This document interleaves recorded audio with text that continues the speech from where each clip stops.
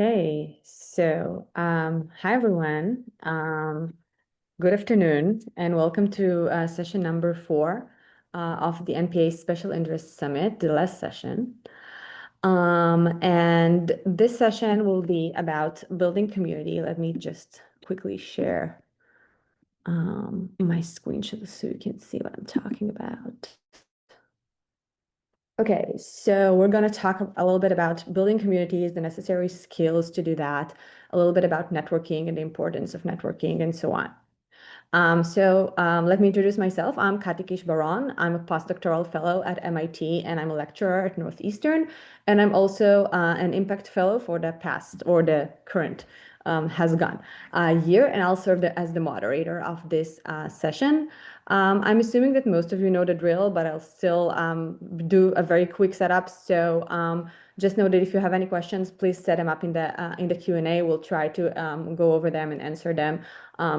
Specifically, if we see something really important, we do it during the presentation, but if not, we will save some time at the end for that. Know that the session is being recorded, and please turn your cameras off. Without further ado, it's my pleasure to introduce our speakers for this session. So today we are joined by Dr. Chequeta Allen, who currently serves as Assistant Dean for Postdoctoral Affairs in the Division of Graduate Education and Postdoc Affairs at the University of California, San Francisco. She holds an EDD degree in Organizational Change and Leadership, an MBA, and her academic journey also included a Bachelor of Science degree in Public Policy and Management from CMU. We are also joined by Dr. Anne-Charlotte Mecklenburg, the Assistant Director for Research Communication at the University of Virginia. She received her PhD in English from the University of Michigan, and before coming to UVA, Anne-Charlotte was a postdoc in the Office of Postdoctoral Affairs at the University of Maryland, where she developed programs to promote graduate students and postdocs' sense of community and belonging. And finally, we're also joined by Dr. Dina Asfaha, who recently completed a postdoctoral fellowship at MIT's Department of Anthropology. She taught at the University of Pennsylvania, NYU Abu Dhabi campus, and NYU Stern School of Business. Her work engages African studies, medical anthropology, and STS to explore statecrafts, medicine, clinical practices, scientific expertise, infrastructure, and innovation in Africa and the African diaspora. Chequeta, the floor is yours. Thank you so very much. It's my pleasure to be here with all of you and to share a little bit about what's happening at the University of California, San Francisco. We'll go ahead and pop up the slides. UCSF has among the second largest population of postdocs in the UC system with about 1,180. I think UC San Diego has a few more with over 1,200. But our enterprise is vast, constantly evolving, and home to many remarkable initiatives and institutes.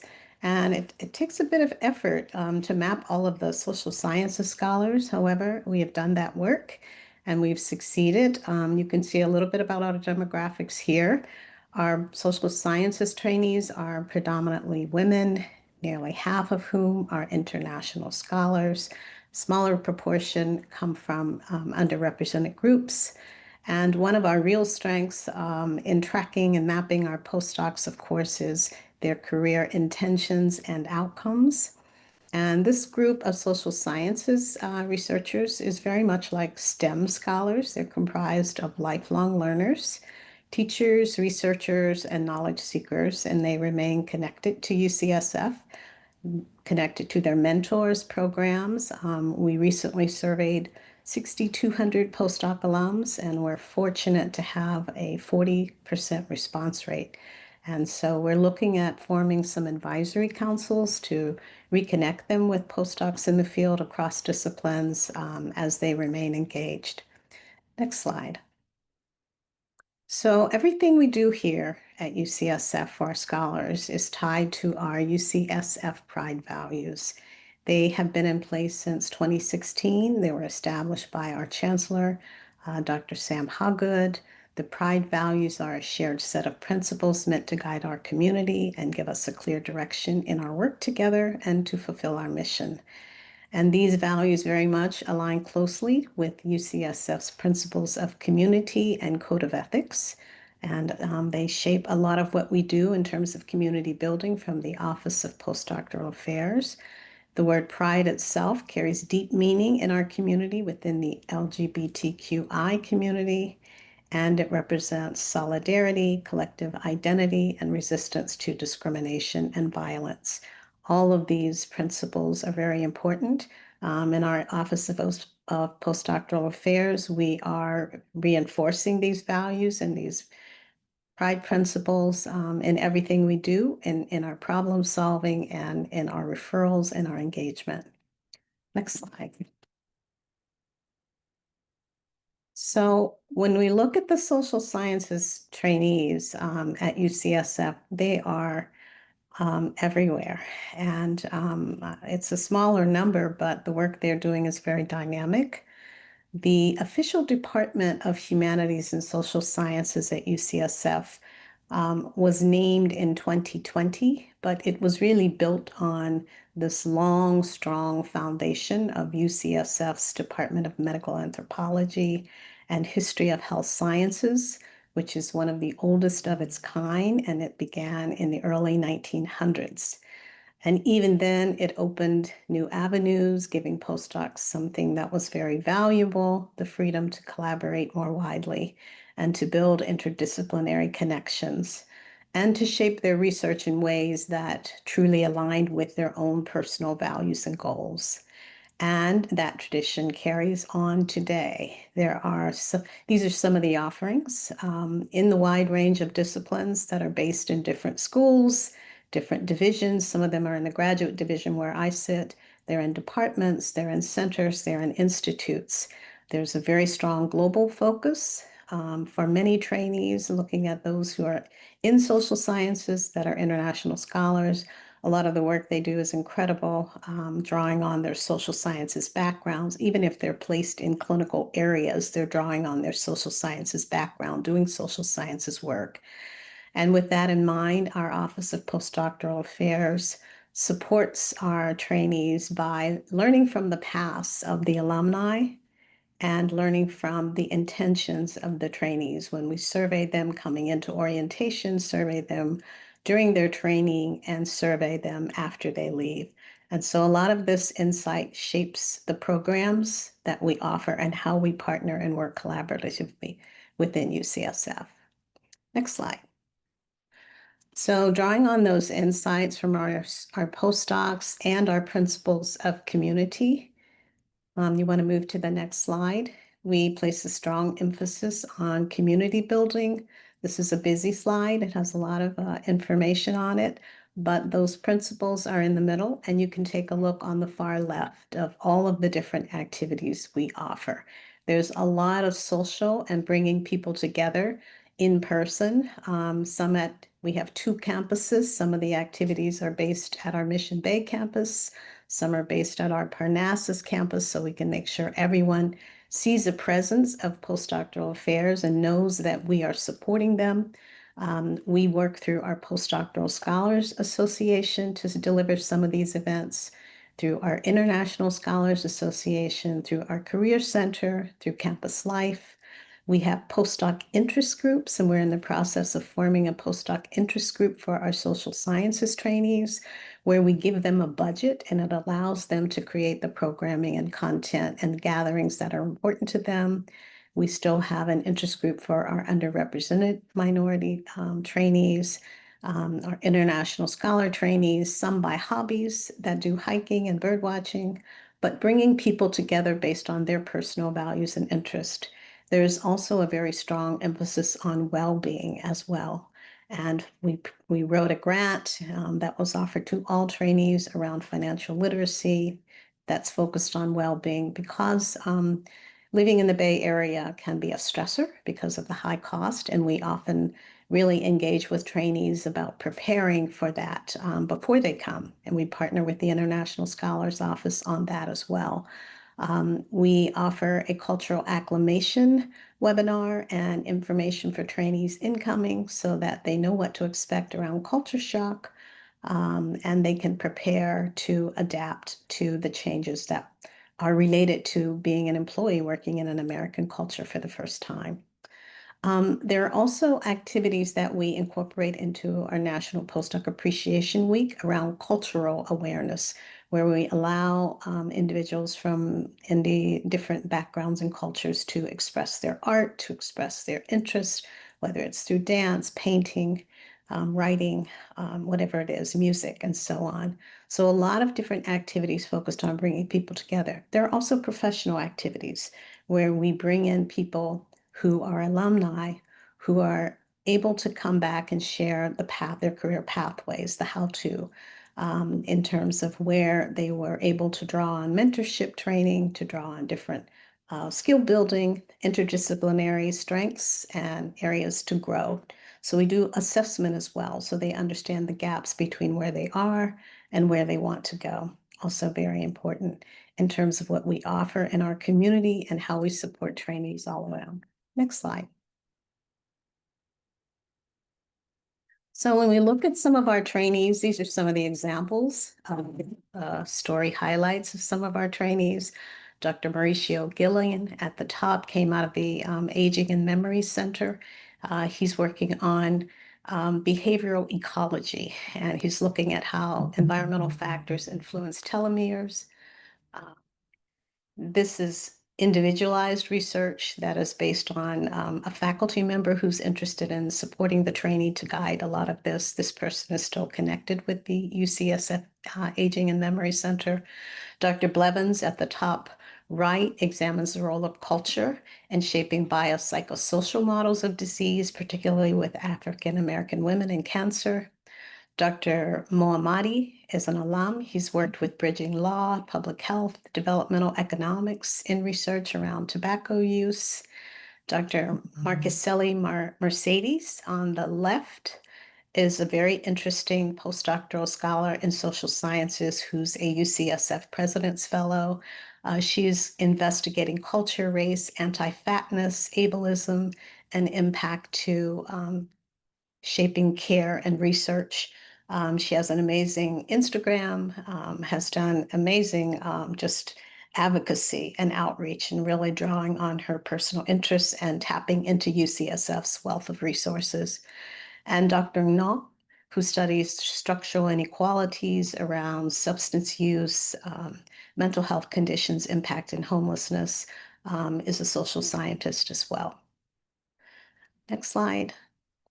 And you can learn more about all of the different topics I've covered here around UCSF Pride and the Office of Postdoctoral Affairs with these links. Thank you very much.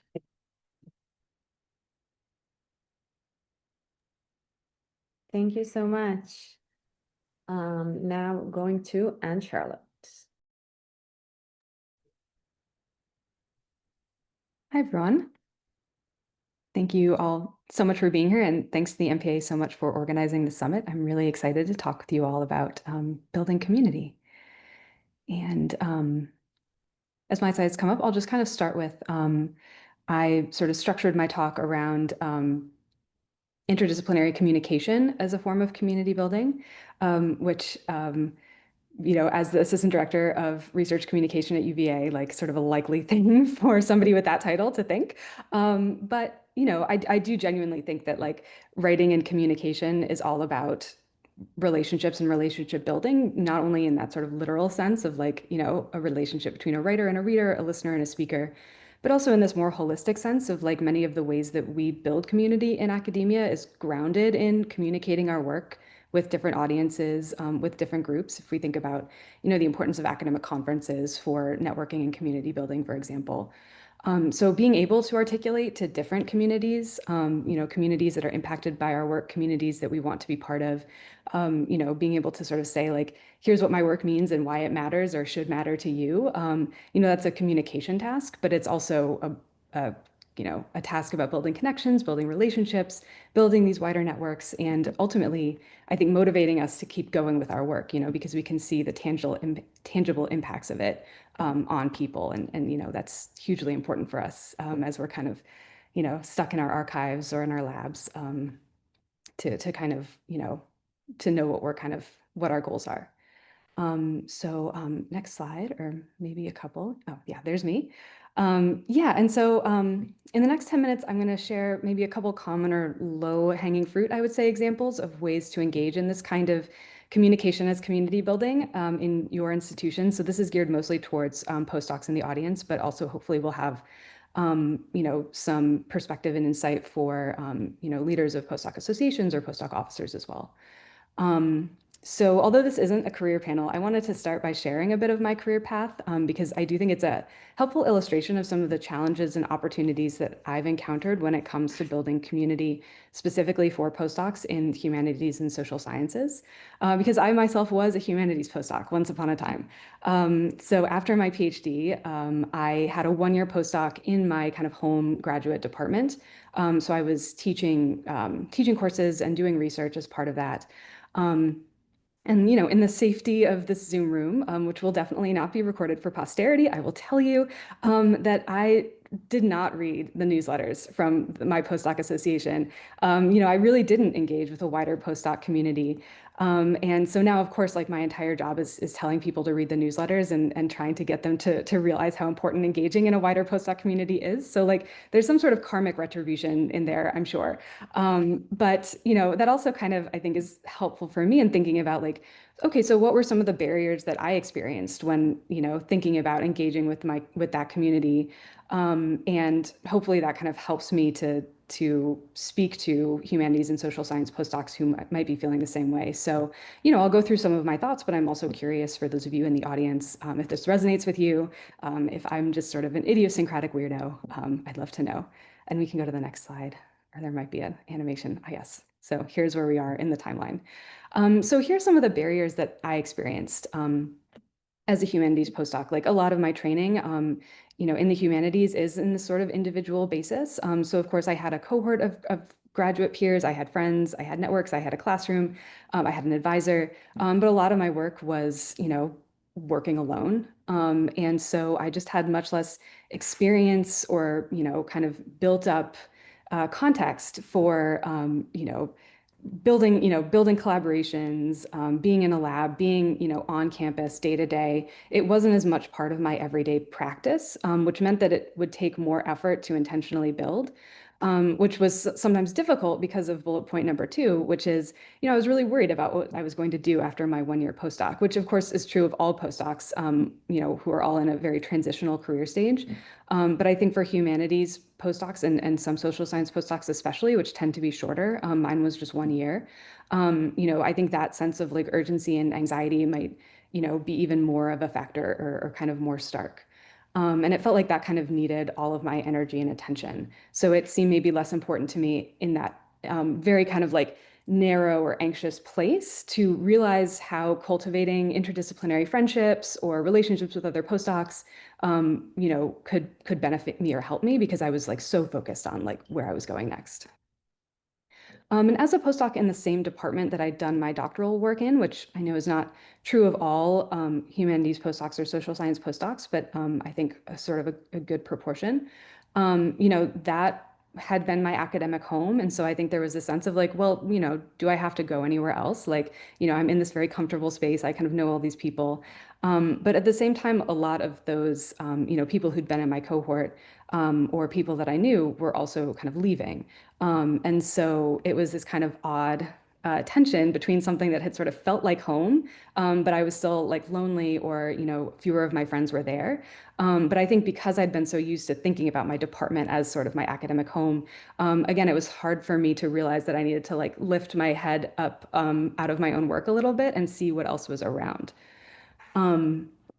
And lastly, I had the sense maybe that when I got these postdoc emails that they didn't quite apply to me, that, yes, I'm technically a postdoc, but like, am I really a postdoc? So when I did read the emails, it would be like, oh, like they're doing an ice cream social. That's so nice. I'd love to go. And it's like, well, Anne Charlotte, like you could have gone. You're a postdoc. But, I think because there's fewer humanities and social science postdocs, we have fewer models of what postdocs look like in the humanities. And so, at least in my experience, there was a sense that like, I didn't really fit the mold because, I didn't have a mold to look towards. And so I didn't feel as much like I could sort of own that identity or participate. And so now, with the benefit of hindsight and my later work, and we can go to the next slide. So a few years in there, irrelevant to the story, but can talk about later what I did in those couple of years in between. I started another postdoc, which is this amazing opportunity at University of Maryland. I was what's called an administrative postdoc, or sometimes we call it a meta postdoc. There have been a few of these in these conversations today. And it was a really great experience where I was working in our graduate school and our Office of Postdoc Affairs on kind of learning academic administration and academic and professional development support. So part of what I was doing was thinking, exactly about how to cultivate a sense of belonging in postdocs, how to build community for postdocs, and what kind of programs could help postdocs really feel connected to the university. And through that work, I kind of realized or could see some of the ways that engaging with that larger postdoc community at Michigan could help me. Could have connected me to scholars in the same career stage as me, even if we weren't in the same discipline. Could have encouraged me to see this bigger picture beyond my own discipline and department, given me a better sense of the university structure as a whole. And so in the next few minutes, I'm going to talk about a couple programs that I think can be particularly helpful for humanities and social science postdocs that I would love more of us to take advantage of. All right, so next slide. So one of the programs that we developed at Maryland was a near-peer mentoring program. So this was pairing graduate students at any stage with a postdoc as a mentor. And this was kind of designed from the start to be interdisciplinary, both for kind of logistical reasons in terms of like the numbers of who graduate students are and who postdocs are. But it was also something that was really important to me from a kind of conceptual perspective of making sure that this program was really beneficial to postdocs and graduate students across the university from all disciplines. And so, even when there were mentors and mentees from the same department, I preferred not to pair them actually, because I really kind of wanted to expand this idea of what academic mentorship can look like, which I think in an earlier panel, there was a really interesting conversation about like what mentorship means for humanities and social science postdocs. So even like that word or that question, I think is kind of a live one. But I think often when we do think about academic mentors, we might think about our advisors, other faculty, people more advanced in our own field, and how they can kind of help us, guide us further in our career. And I think when we do have that disciplinary connection, it can be easy, again, to kind of like narrow in and focus on that sort of field of interest that we share, which means that then we might, pay a little bit less attention to all the other ways that mentors can help us, ways that are not field specific. So things like emotional support, providing that neutral perspective to help with problem solving, suggestions for prioritizing well-being and work-life balance as a postdoc or graduate student, connecting across aspects of our identity that aren't just our academic identity. All these really important things that help sustain us and help us kind of feel connected to our universities and the work that we're doing that, we can get in our department, but sometimes it's easier to when you're kind of forced to find other things to talk about to kind of get to that higher level. So I think this is really like the sort of benefit for humanities and social science postdocs in participating in this kind of program is that it does give us opportunities to mentor that we might not naturally get, in some fields that do have a sort of lab environment where there is that sort of hierarchy where postdocs are mentoring graduate students or undergraduates. They get a lot of sort of direct experience in mentorship. But this is a chance, or programs like this is an opportunity for humanities and social science non-lab-based postdocs to kind of develop those skills. But I also think it's building on skills that we do have. I think a lot of us are very good mentors. A lot of us are, maybe teaching in small class sizes. That was something that I was doing as a postdoc, sort of teaching upper level kind of seminar style courses with 18 students. So I was engaged, in a very sort of in a sort of mentory way with students who are working on their writing and working on projects. I think we're also good at thinking about our place in larger systems, things like the university. For some of us, thinking about, our positionality, self-reflexivity, self-reflection is kind of built into our scholarly practice. So all of these things that make people really good mentors and I think would make us really good mentors to graduate students across all fields, are things, again, that we do know how to do. And on the slide, I just foregrounded, we gathered some data across the few years that we ran this program. And this was specifically postdocs identified like benefits. We asked them kind of qualitatively, so what did you think? How did this go for you? And these are some of the things that they mentioned kind of across these couple of years, a few themes that came out. That for postdoc mentors, a mentorship program like this really helped them build their sense of self-reflection, empathy, mindfulness skills, communication and active listening was a big one. But also things like adaptability and problem solving, being able to kind of, see things from new perspectives and think creatively, building that sense of connection with other people. And this last one, which I really like, is a renewed motivation or sense of satisfaction. Some postdocs would say like, yeah, I was maybe feeling a little lost or like I wasn't really sure, where I was going next, but being able to talk with a first-year graduate student just reminded me how much I love what I'm doing. And I think that's so important. All right, next slide.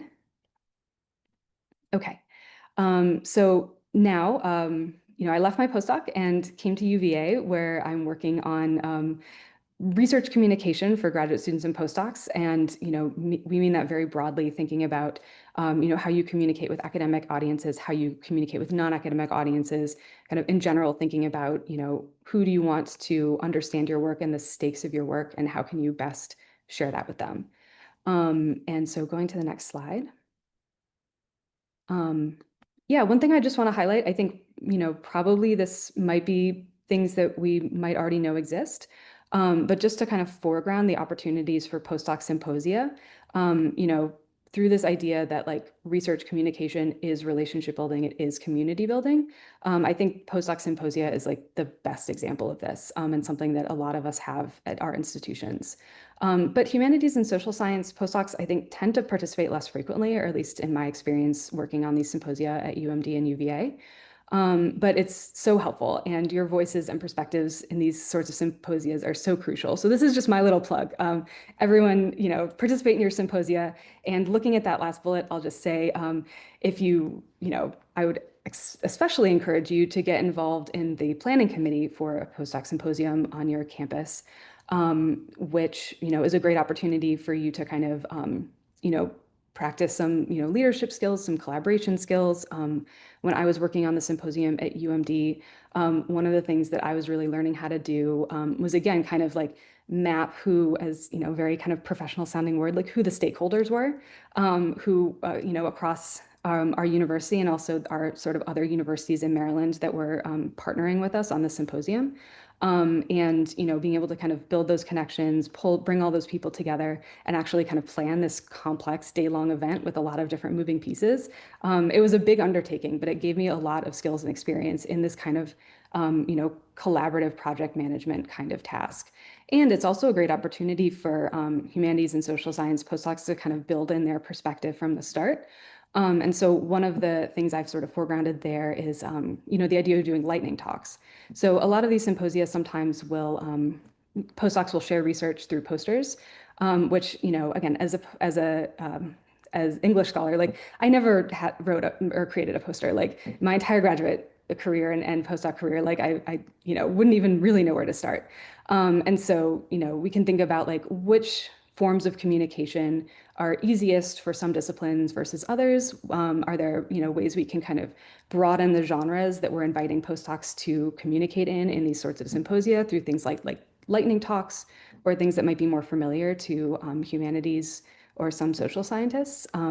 So that's just kind of like one idea of, a way that for those of us, as we're sort of like hopefully getting involved in these planning committees, we can kind of share our perspective and hopefully invite in more of our peers to participate in these symposia and kind of really, create this sort of like truly interdisciplinary experience and, kind of gain all the benefits from being in a room with like 100 other postdocs, which is amazing. It doesn't happen very often, so I highly recommend it.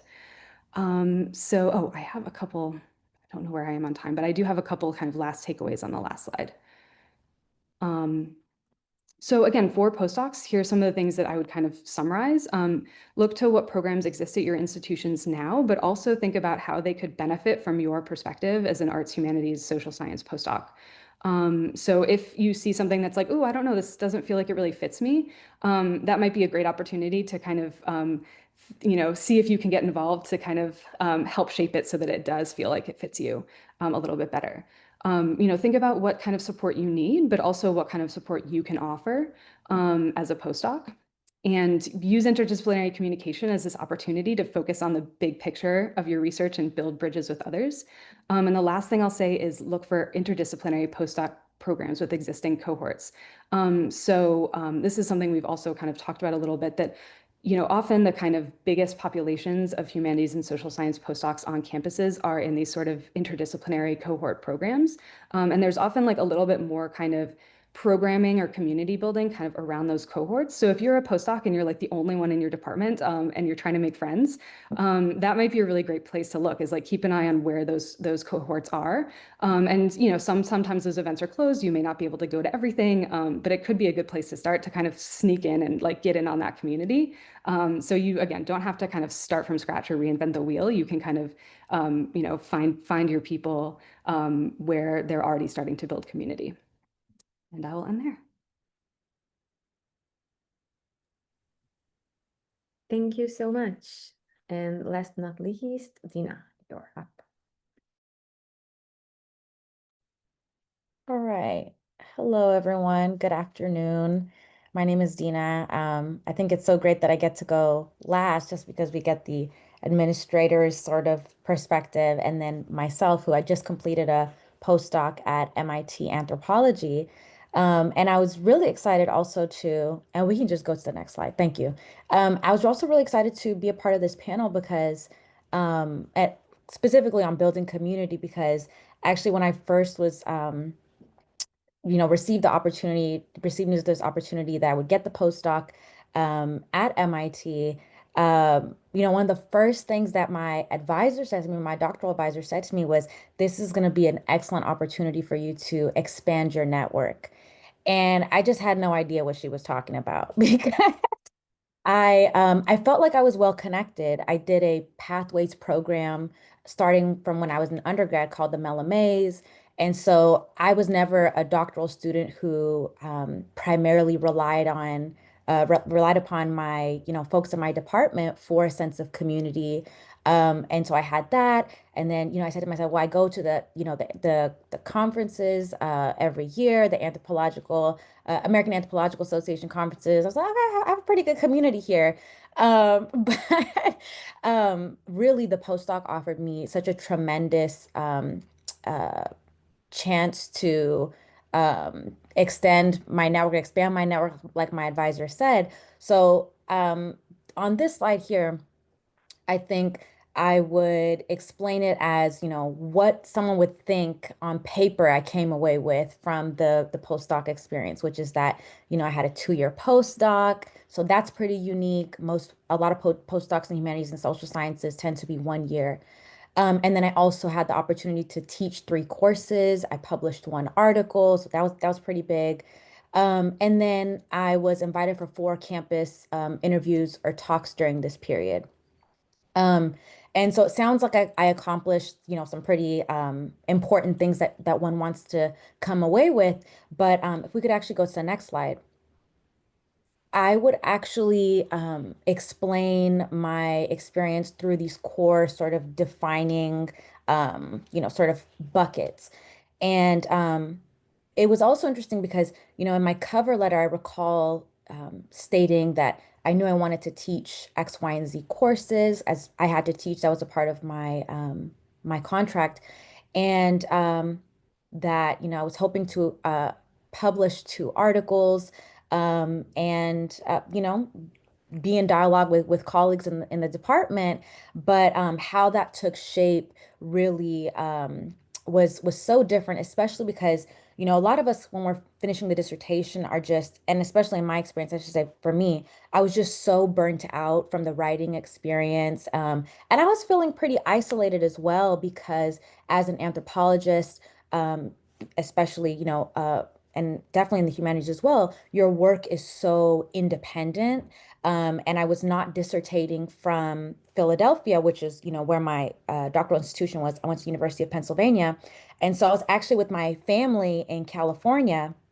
And so I really was not having the type of intellectual engagement and community that one benefits from. And that's actually vital to doing good work when you do return to being at a, university and, department sort of community. And so going back to being a part of that, moving to Boston slash Cambridge and going through the motions in this way, especially again in like post COVID was very helpful. So the first thing that I was able to develop community and sort of in ways that I did not expect was through teaching and through course design. So I taught two courses in the department that were, through pre-made syllabi. And so that was really great because I was able to have, instructor of record, courses on my syllabus. And then or excuse me, on my CV. And then the third course that I taught was actually a course that I was able to design myself.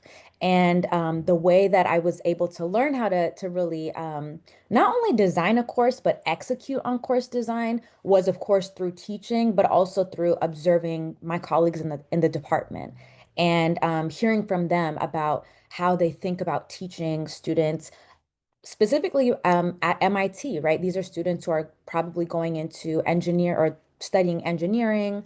They're, scientists of, the natural sciences, and that type of thing. And so thinking about, how does your course design reflect with the types of students that you're going to be interfacing with and the kinds of training that they want to come away with in their undergraduate experience and also being legible to the university in that kind of way as well. And so I was able to design a course that was centered on experiential learning, which, going back again, zooming out about how do universities nowadays want to provide learning opportunities for their students. I was able to have that time to be really thoughtful and be really reflective about what kinds of learning opportunities I want to provide for students in order for them to translate, their social sciences, their humanities training, and then apply that to diverse career paths. So that was a really fantastic experience. The second thing was that the networking, quote unquote, and the workshopping my writing. So another really defining experience of my postdoc was being assigned a faculty mentor within my department. And of course, different folks will have different kinds of experiences as postdocs in different departments, but this was an opportunity for me to have that one-to-one mentorship with a professor who, actually just recently she obtained tenure. And I got to learn from her very specifically, I would say, the mechanics of writing a peer-reviewed article that I simply was not able to, gain from my doctoral advisor when I was in my PhD program because there simply wasn't enough time, right? And so being able to have that closer relationship with someone who, was set aside for me to have to ask those questions or even discussing with my faculty mentor about how to approach, other folks, in different departments or folks whose work I was reading at that time and knowing how to approach them about questions. Those were really key to my growth and my professionalization, I would say, during the postdoc. That again, my doctoral advisor, as someone who's at an R1 institution, she just didn't have the time to be able to give to me in that kind of way, and then also due to the pandemic. But that's one part of it. We also in our department had something called an intellectual forum, which was a monthly meeting where faculty and postdocs were invited to bring a piece that they're currently working on. And so we were able to present on this, as well as receive feedback and engagement as we work through different concepts and different ideas or arguments. And so this is definitely an opportunity that, I think was unique to the department that I was in, but I think it's true that a lot of universities, a lot of departments have these types of forums, and that's something that you can opt into in order to, work through your dissertation, especially when you are experiencing that sort of burnout post dissertation. You need those spaces where you're not really on the tenure clock, that same kind of pressure to be on the tenure clock and continue to develop your work. And so the third piece of this networking and workshopping the writing was the way that folks in my department, especially faculty, tenured faculty and folks who are on the tenure line, and then as well as other postdocs showed up for me as I was preparing for job talks. And so we had these sort of impromptu sessions where people were, my faculty mentor reached out on my behalf and invited folks to come and listen to me give a mock talk. And so they were able to give me feedback in those types of ways. And then also they had connections to people in anthropology departments that I was interviewing with, right? And so those are, again, those really small but really important ways that you're continuing to build community in that type of way. Folks who went to school together or formally worked together at other institutions. And then also I ended up interviewing in non-anthropology departments, namely in Black Studies departments. And so me giving these job talks at Black Studies departments was another way I would have never guessed that I would be building community and interfacing with folks in these other disciplines, right, during these campus interviews. And then lastly, learning about the workings of the university. This was something that was I hadn't expected as well. We were invited as postdocs to join faculty and staff of the department for staff meetings, I guess you can say, that occurred monthly.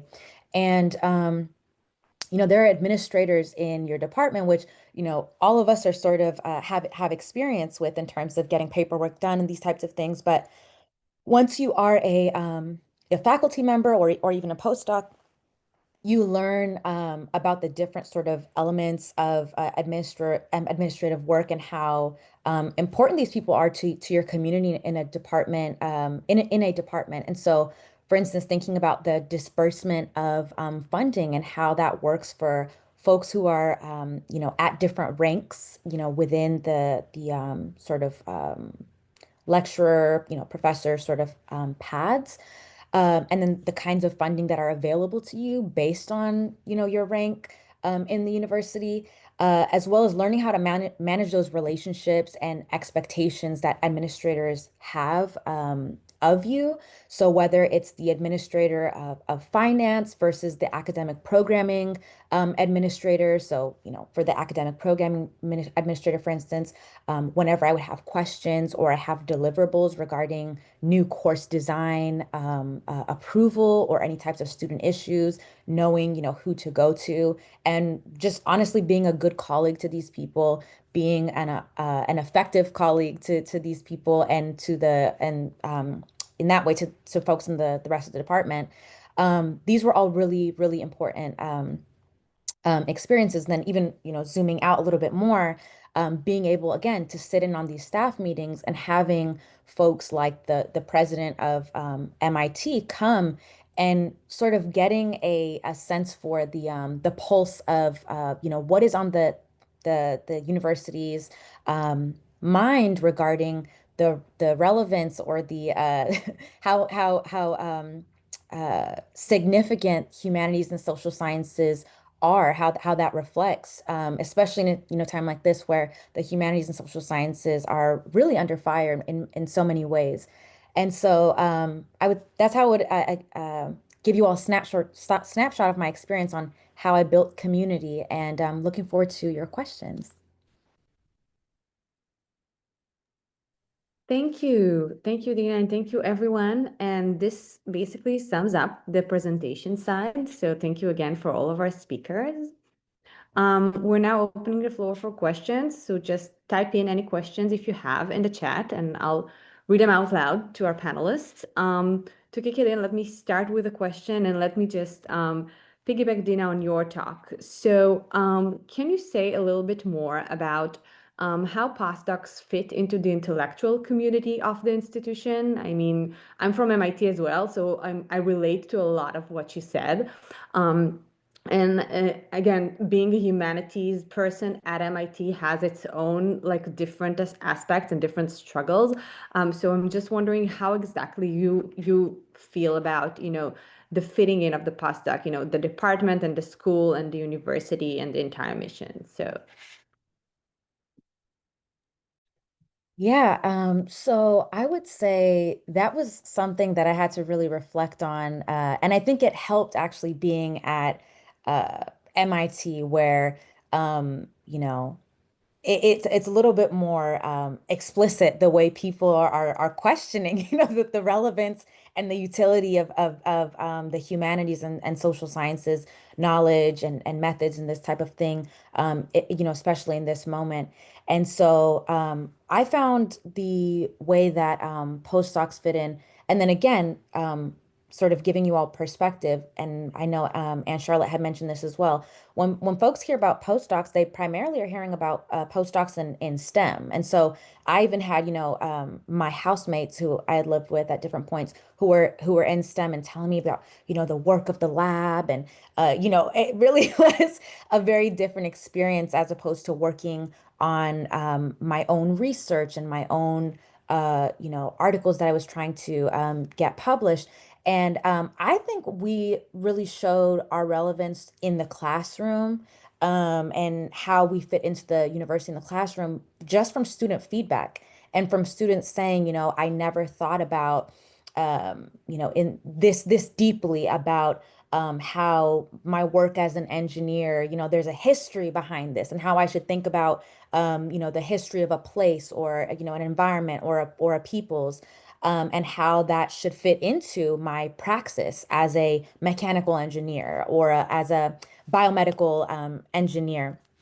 And so, getting that feedback and providing the mentorship, I think, was a way that university administrators learn that the humanities and social sciences really have a necessary place. And so these types of conversations, the future of, makers and engineers and that kinds of thing. And yeah, and I think, yeah, I think I'll leave it there. Yeah. thank you. Um, does anyone else has any other comments before we turn to Karina's question? That targets Anne Charlotte's comments about the newsletter. It's asking, would it feel alienating to have a humanities and social science section in a newsletter? Or would you like seeing opportunities for your disciplines scattered throughout a newsletter? And our second question would be, what would incentivize you to open or read a newsletter? Great questions. Yeah, and I can start. Yeah, these are excellent questions, Karina. And as we have, I think, some humanities and social science or former humanities and social science postdocs in the chat, if all of you have kind of answers to this question, I'd love to see them in the chat as well, to get a sense of our collective feelings on this. I think kind of based on my own experience as a humanities postdoc and kind of experience talking with humanities graduate students and postdocs now, I do feel like, and I'm again curious to hear all of your thoughts, that like it feels like humanities and social sciences, and maybe especially humanities, do kind of think like if it doesn't say for humanities, it's not for us. And I'm sure that's like a bigger issue that all of us should grapple with in some other way. But when it comes to marketing and things like that, I do think it's helpful, whether it's to kind of have a section in the newsletter. I kind of like that idea. But in general, I think helpful to kind of signal explicitly, like, and it doesn't have to be like we're doing this thing for humanities scholars only, but to signal like this is going to be really helpful for humanists in XYZ reason, and to kind of explicitly invite humanities and social science postdocs in, because I think if it's not explicit, I think the assumption is that it's not for us, whether that's correct or incorrect. And I think, of course, usually incorrect, but yeah.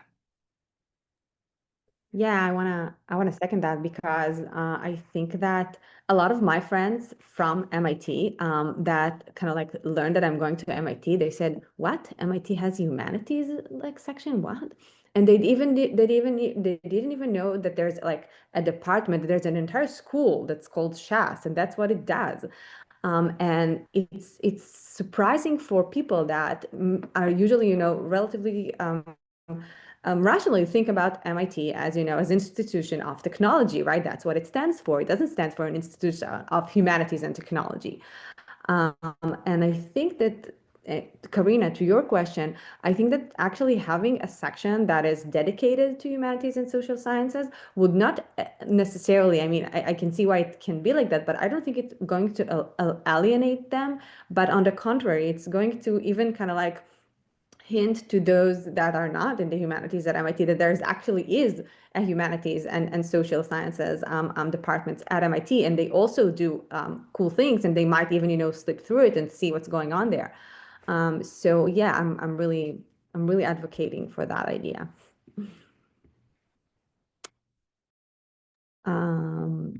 Just a comment about communication and communicating science. One of the things that we do at UCSF is host a postdoc slam competition where we challenge trainees to present their science in 3 minutes or less.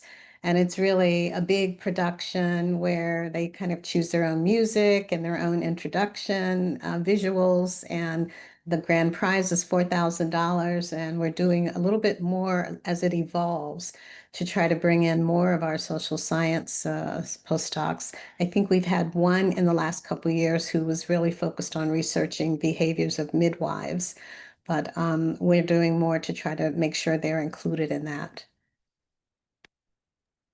Thank you.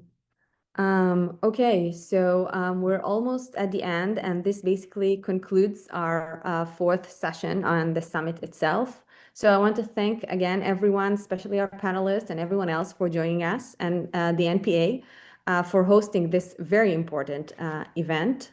I'm gonna leave the ground now to Amy for some final words of wisdom.